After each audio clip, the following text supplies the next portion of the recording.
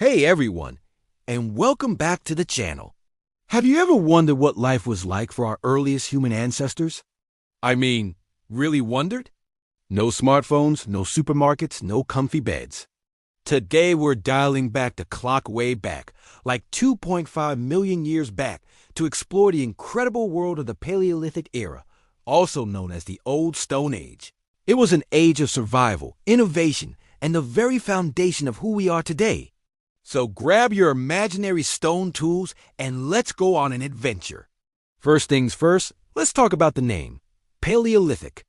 It literally means old stone, and that's because stone was the defining technology of the era. Early humans, like Homo habilis and later Homo erectus, were masters of flint knapping. This wasn't just banging rocks together. It was a sophisticated craft. They would strike a piece of flint with a hammerstone at just the right angle to flake off sharp pieces. These weren't just simple tools. They created a whole toolkit: hand axes for chopping wood and butchering animals, sharp flakes for cutting meat, and scrapers for cleaning animal hides. Imagine trying to create the perfect tool with just another rock.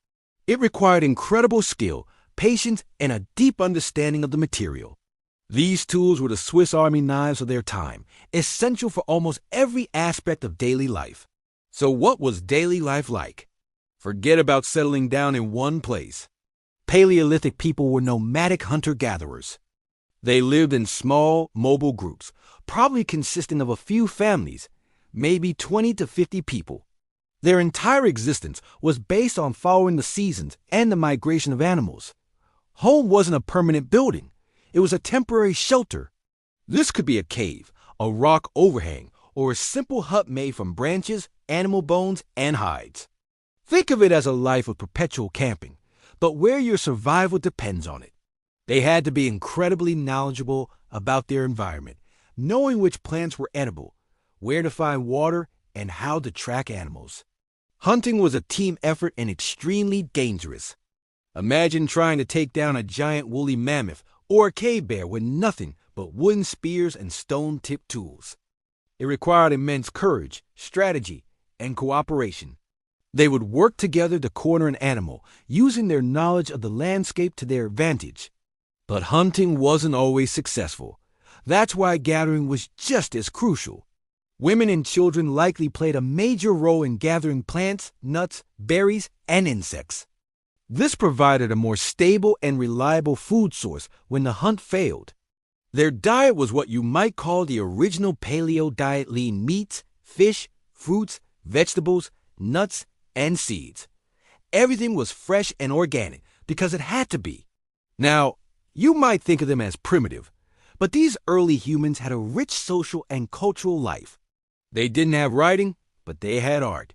The cave paintings found in places like Lascaux in France and Altamira in Spain are breathtaking. These aren't just simple doodles. They are sophisticated depictions of animals like bison, horses, and deer. Why did they create them? We can't know for sure. Were they part of a religious ritual to ensure a successful hunt? Were they telling stories? Or was it simply art for art's sake? Whatever the reason, it shows a capacity for symbolic thought, for creativity, and for a desire to leave a mark on the world.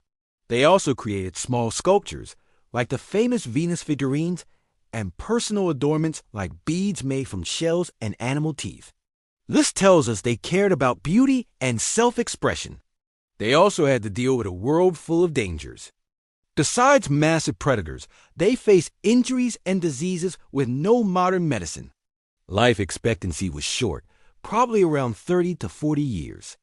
However, evidence suggests they cared for their sick and elderly.